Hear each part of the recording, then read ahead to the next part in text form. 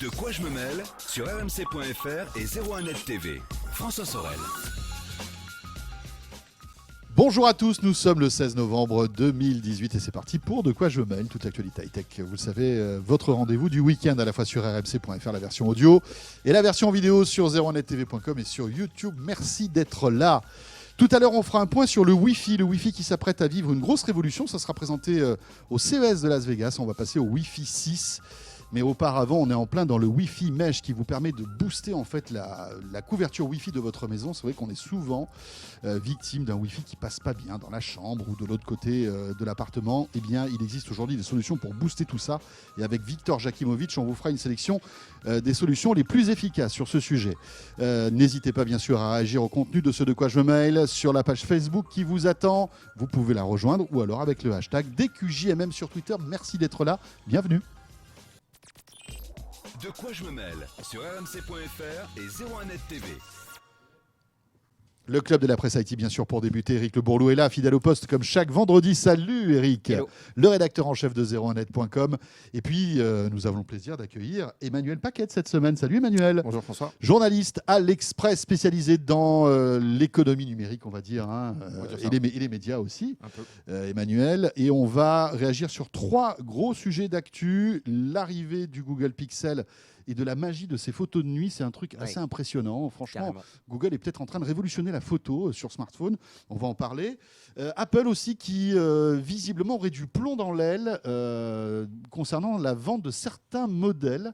Alors bon, ce n'est pas des informations qu'on a directement, mais on va vous expliquer qu'avec le billard à 3 bandes, en général, on arrive à avoir des informations qui sont quand même assez intéressantes. Et puis, on va débuter. Eric, par Free, parce que c'est vrai que depuis maintenant plusieurs années, on attend cette Freebox V7. On n'en peut plus. Hein. Franchement, on n'en peut plus. On est là à la rédaction de 01net et j'imagine qu'à l'Express, c'est un peu la même chose. Vous vous dites, mais quand est-ce que Xavier Niel va annoncer cette Freebox ? Alors, il semblerait que ça se précise, mais cela dit, on disait ça il y a quelques mois encore. Hein, on ne sait pas trop. Oui, on pensait que ça aurait eu lieu là, dans les semaines précédentes. Hein, Voilà. Et notamment avant les résultats financiers qu'ils viennent finalement de publier Oui. et qui ne sont pas très bons. Puisqu'ils perdent des abonnés Free là, que ce soit en mobile, alors beaucoup en mobile, ils ont perdu 70 000 abonnés mobiles quand même sur ce trimestre, et aussi en fixe ils ont perdu 14 000 abonnés mobiles. Donc les résultats de Free sont pas géniaux. D'ailleurs ils ont pas je crois que c'est la première fois, ils ont attendu la fermeture de la bourse pour annoncer leurs résultats, ce qui leur était après. Alors je crois que c'est un peu meilleur que les précédents résultats. Certes. Mais il n'y a pas de quoi crier victoire. Et quoi, effectivement, pourquoi c'est effectivement, on s'attendait à ce que la Freebox V7 soit lancée avant c'est la publication de ces résultats qui aurait peut-être leur aurait donné quelque chose, une autre saveur. Et donc on l'attend toujours. Ouais, on l'attend toujours. Effectivement, Free nous avait dit que ce sera en septembre, et puis ce sera en octobre, et puis ça fait quand même plus de 7 ans maintenant. Alors là, les dernières informations, on va dire officielles, c'est que la Freebox serait au pied du sapin. Voilà, c'est ce qu'a dit l'un des dirigeants de Free. Thomas Reynaud, le sapin, vous voyez le sapin, dessous il y aura la Freebox, quoi. Ouais, donc, si tout va bien. Donc normalement, effectivement, elle sortira avant la fin de l'année. Ça, on peut le dire à peu près de façon sûre. Mais bon, comme elle devait sortir en septembre, c'est pas trop. Hein, alors, franchement. nos confrères d'ailleurs de BFM Business annoncent que ce serait la date de la conférence de presse serait le 27 novembre. On verra, peut-être que ce sera le 27 novembre. Et que effectivement, ça c'est aussi des informations qui ont un peu filtré via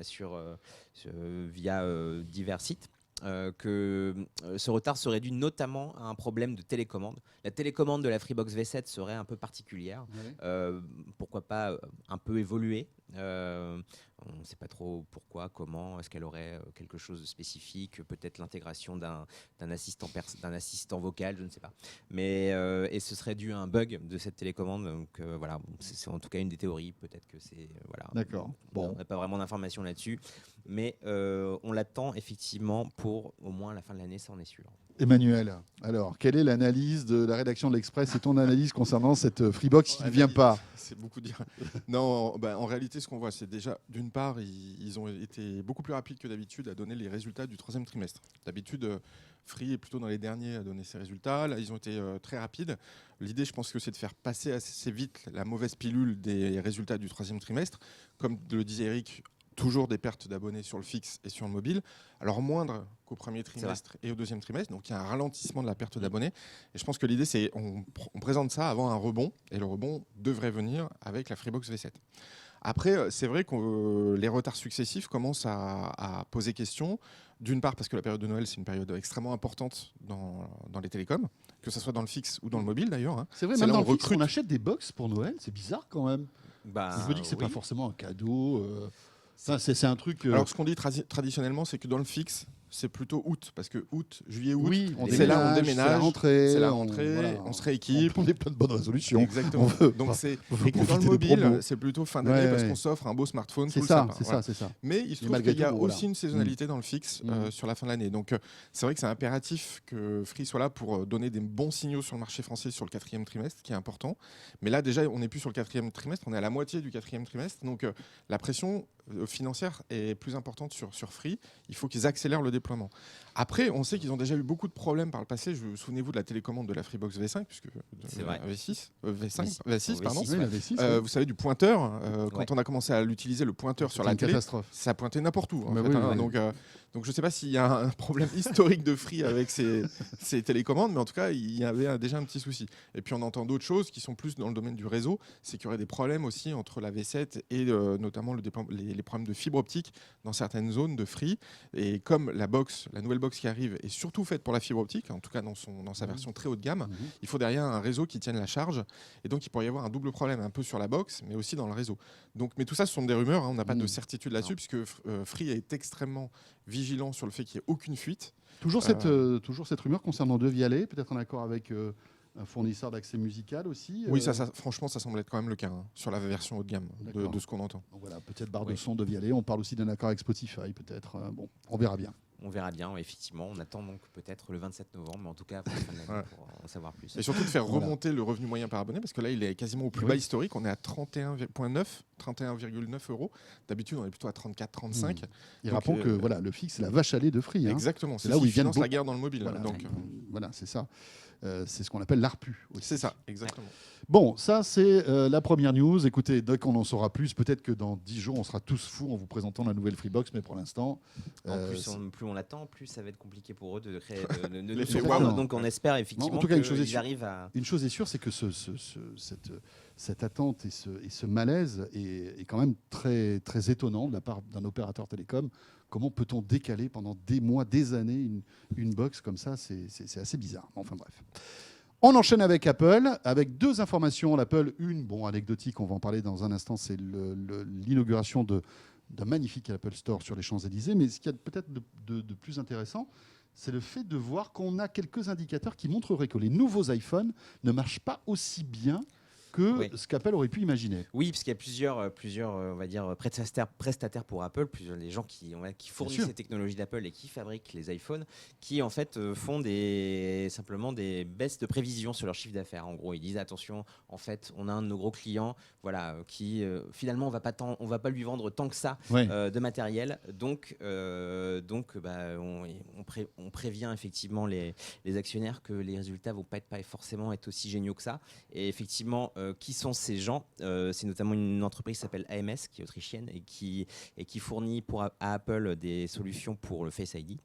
Et une autre entreprise qui fournit également pour Apple ces capteurs Face ID. Et donc voilà, ça c'est sur les nouveaux iPhones en fait. Exactement. Donc le 10S Max et le 10R. Qui pourrait vouloir dire effectivement, ce qui veut sans doute dire que la demande sur ces nouveaux iPhones qui viennent d'être présentés, dont on a parlé ici, ne serait peut-être pas aussi forte que prévu. Et notamment l'iPhone 10R qu'on a testé récemment. Et je vous invite d'ailleurs à lire notre test. Qui est un très bon téléphone aussi. Qui est un très bon téléphone. Mais qui effectivement peut-être n'aurait pas le succès, parce qu'on s'est tous dit, on l'a dit ici d'ailleurs, que ce serait sans doute l'iPhone qui allait cartonner pour les fêtes. Et il est possible que en fait ce soit pas forcément autant le cas. Alors ça va être compliqué en plus de confirmer ce que Apple, on en parlait juste avant l'émission, désormais ne donnera plus ces chiffres de vente d'iPhone. Donc on ne saura plus exactement s'ils ont vendu plus ou moins que l'année dernière. Mais ce qui est intéressant aussi, c'est qu'en parallèle à ça, on a vu que visiblement Apple aurait demandé aux fabricants des iPhones d'augmenter en revanche la production d'iPhone 8. Alors que l'iPhone 8, évidemment, c'est l'iPhone, on va dire, le moins élégant, le moins innovant. En tout cas, qui fait partie de c'est celui que j'ai. Oui, il est très bien, hein, il est très bien. Mais il est Comment très ça, bien. Manuel? T'as pas le nouvel iPhone 10? Non. Mais Oh mon Dieu! Mais c'est vrai qu'il ne correspond pas aux nouveaux iPhones avec le Face ID. Enfin, t'aurais pu avec avoir un ses iPhone écrans. 7. Hein. C'est vrai. Là, ça aurait été encore plus la Ouais. loose. Oui, non, mais après, voilà, je ne critique pas du tout. Non, J'ai mais dit, bien sûr que non. effectivement, non, c'est très bien. Et, Non, mais c'est vrai et qu'il y a eu- effectivement, il semblerait en C'est plus. l'ancienne génération, en fait. C'est l'ancienne d'iPhone. génération avec toujours le bouton Home, etc. Et il semblerait visiblement en plus que ce soit quand même l'iPhone qui va se vendre peut-être beaucoup à Noël et dans les semaines qui viennent. Parce qu'il coûte moins cher aussi, bien sûr, parce que les prix ont Il baissé. coûte moins hein. cher. Et moi, il y a peut-être aussi une autre explication. Et ça, alors évidemment, il faudrait avoir des données d'usage, etc. Mais tout le monde, Apple est passé assez vite et a voulu en fait bouleverser les habitudes des gens en supprimant ce bouton Home qui était la marque de fabrique des iPhones depuis des années, pour avoir un écran sans bord, magnifique et tout ça, et une reconnaissance faciale. Et bien peut-être que finalement, il y a beaucoup de gens qui se disent, moi je préfère Le bouton. je préfère un peut-être. peu l'interface à l'ancienne, et je n'ai pas forcément envie de m'habituer à la nouvelle gestuelle que m'impose Apple avec ses iPhones plus modernes. Donc voilà, en tout cas c'est intéressant de voir que effectivement, l'iPhone 8 et son design un petit peu rétro maintenant, désolé, mais Moi aussi, je suis rétro. Donc. bah oui, mais c'est bon, en tout cas peut encore effectivement séduire et visiblement séduit encore beaucoup les clients. Et puis, c'est peut-être un excellent rapport qualité-prix, cet iPhone 8. Oui, hein, parce qui qu'effectivement fait de très belles photos. Il a un processeur très puissant. Etc. Donc, finalement, et qui coûte beaucoup moins cher que même l'iPhone 10R. Exactement. Qui est à 859 €. Après, concernant je dirais, c'est quoi 3 bandes de fournisseurs qui disent, bon, ben voilà, je vends moins, enfin, je vais avoir un chiffre d'affaires qui va baisser parce que je vends moins de pièces détachées, etc. Est-ce qu'on ne peut pas imaginer tout simplement qu'Apple ait des surstocks de composants et qu'ils se disent, OK, bon, j'ai assez de capteurs Face ID pour tenir 3 mois, j'en ai quelques millions là sous la main, je ralentis un peu non? Non, a priori, non, parce qu'il y a deux signaux macroéconomiques importants quand même, qui sont la baisse du marché des smartphones. Pour la première fois, les smartphones dans leur intégralité est en baisse, le marché, puisqu'on est plutôt dans un marché aujourd'hui de renouvellement. Les gens sont quasiment tous équipés dans le monde. C'est ça. Donc c'est plus compliqué de gagner des parts de marché et de vendre du téléphone. On est plutôt sur un marché de renouvellement que sur un marché d'acquisition. Donc ça, c'est le premier point qui est plutôt... mais ça qui peut pénaliser tous les constructeurs pour le coup. Et l'autre élément aussi qui touche directement Apple, et ça c'est pas moi qui le dis, c'est les notes d'analystes financiers, c'est que dans les pays émergents, il y a un ralentissement de la croissance au niveau global. On craint même un krach sur les marchés émergents d'Asie en 2019. Et donc, de fait, il y a un ralentissement de la croissance. Et donc, les gens achètent moins, ou en tout cas des choses moins chères. Et donc, il y aura un impact direct sur Apple, puisqu'aujourd'hui, c'est quand même un de ses marchés, un de ses gros relais de croissance, notamment la Chine, pour la vente des iPhones. Donc, il y a un phénomène macroéconomique, plusieurs phénomènes macroéconomiques qui expliquent aussi le ralentissement des ventes des téléphones très haut de gamme et très chers d'Apple, ce qui ne veut pas dire que le 7 et le 8, comme le disait Eric, ne vont pas compenser la chute en volume des iPhones plus haut de gamme, les 10. Alors après, ce que dit Apple, c'est qu'ils vont arrêter de communiquer effectivement sur le nombre de volumes vendus, mais pas sur la valeur. Donc je pense qu'en valeur, ils peuvent encore progresser, mais dans la valeur, on ne saura pas ce qui tire vers le haut les résultats d'Apple. Est-ce que c'est parce que c'est les nouveaux modèles ou si c'est les anciens, exactement. Ouais. C'est intéressant tout ça. On va... alors juste une petite information aussi concernant Apple, pour clore ce sujet, c'est l'ouverture dimanche donc du nouvel Apple Store, le 20e Apple Store en France. Qui ne s'appelle pas Apple Store, il s'appelle juste Apple. Oui, c'est ça. Voilà. En toute simplicité. En toute simplicité. Oui, parce que Store, c'est un peu vulgaire finalement. Oui, voilà. De vendre des iPhones, c'est vulgaire. Effectivement, pour Apple. D'ailleurs, on vous les donne quand vous rentrez là-dedans. Je tiens quand même à c'est le scoop de la journée. Alors là, je déconseille de partir avec un iPhone sans le payer. Mais en vrai, et c'est effectivement, c'est assez intéressant de voir que effectivement, ça ne s'appelle plus Apple Store, mais Apple, c'est voulu par Angela Ahrendts, la grande patronne du retail chez Apple. Pourquoi ils appellent ça Apple tout court? C'est parce qu'en fait, on peut faire beaucoup d'autres choses que d'acheter des produits là-bas.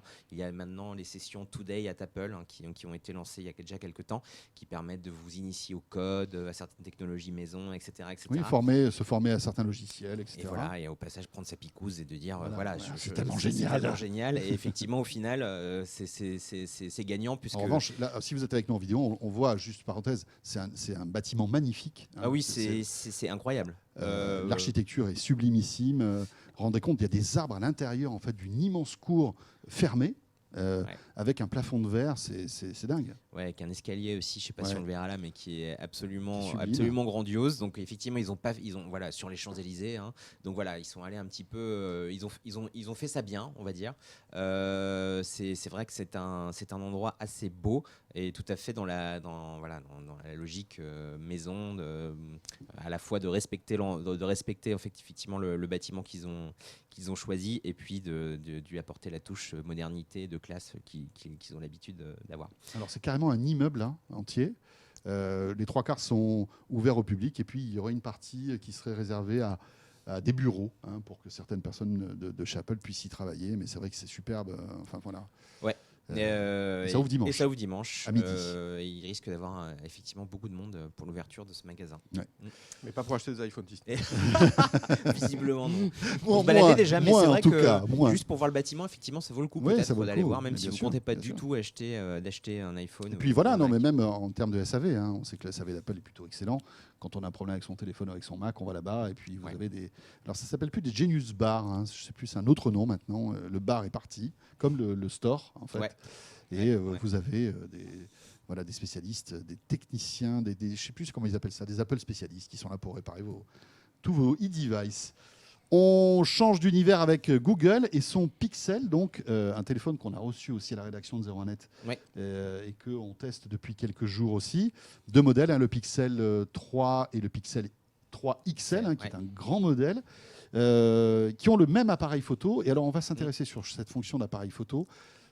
Google vient de sortir une mise à jour qui est assez impressionnante, qui permet de faire des photos dans la pénombre. Oui, quasiment en pleine nuit. Enfin, pour moi, peut-être pas la nuit totale, mais effectivement, en très basse lumière, ils ont sorti donc ce mode qui s'appelle Vision de nuit. D'ailleurs, ce n'est pas que sur le Pixel 3, c'est sur l'ensemble des pixels. C'est une fonction. Et d'ailleurs, on en reparlera peut-être, mais ce qui est intéressant serait de voir si effectivement tout ça n'est que logiciel ou si vraiment le hardware entre en compte. Mais en tout cas, ce qui est là, on le voit à l'écran, ce qui est assez impressionnant, c'est que ça permet à un téléphone Pixel de prendre une photo dans très basse lumière et d'avoir un résultat qui est vraiment plus que honnête.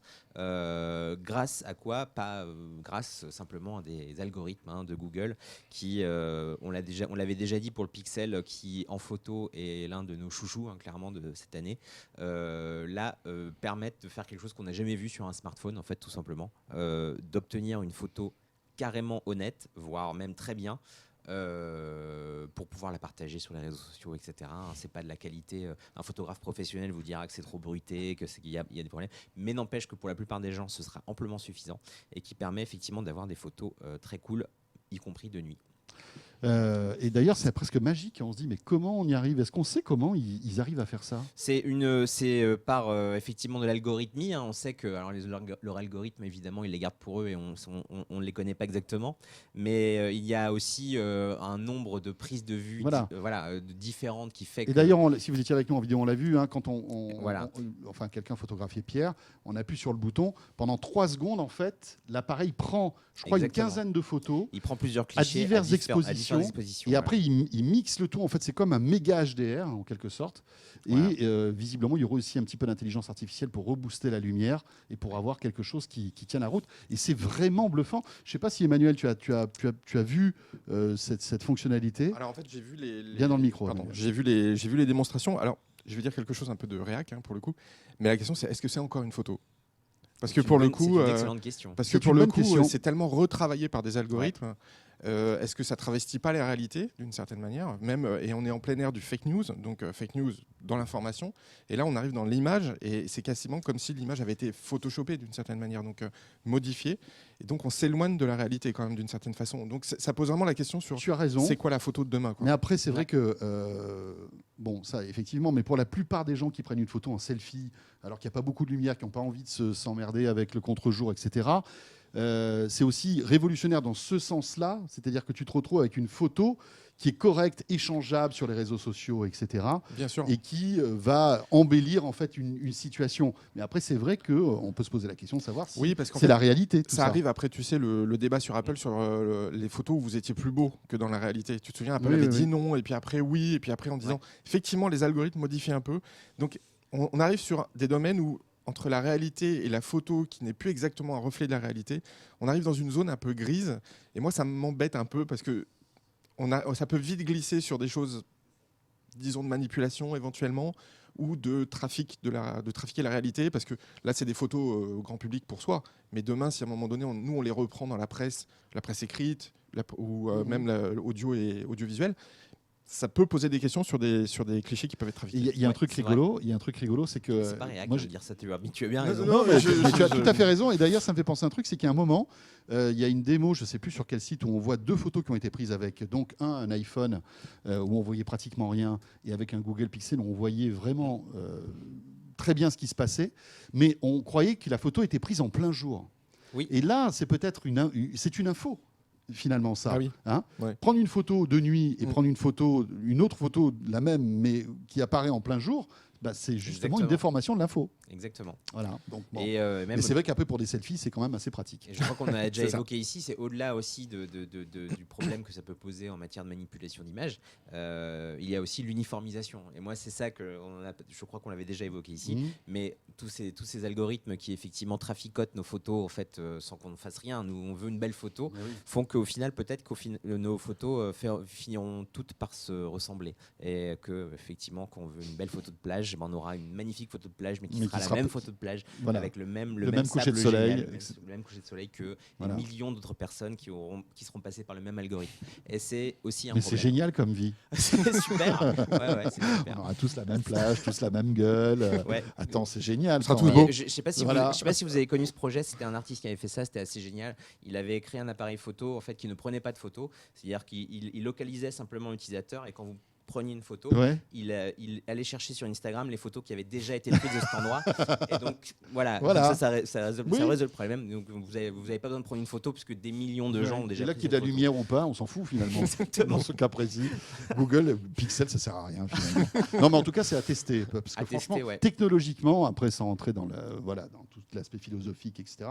Mais c'est quand même assez impressionnant. Et ce qui est technologiquement. intéressant aussi, au-delà de ça, c'est que Google continue à vouloir faire l'actu autour de son Pixel. Je sais pas s'ils en vendent beaucoup. Ouais, moi, je suis pas certain, mais ils ont fait beaucoup de publicité. Ils ont voulu vraiment la montrer que ça y est. Et notamment la reconnaissance d'objets aussi, parce que ce Pixel a aussi une particularité, c'est qu'il reconnaît les objets. Vous prenez par exemple en photo une basket, et il va vous proposer des baskets similaires à l'achat, par exemple. Enfin, il y a plein de trucs comme ça. C'est vraiment génial. C'est génial, hein. C'est super.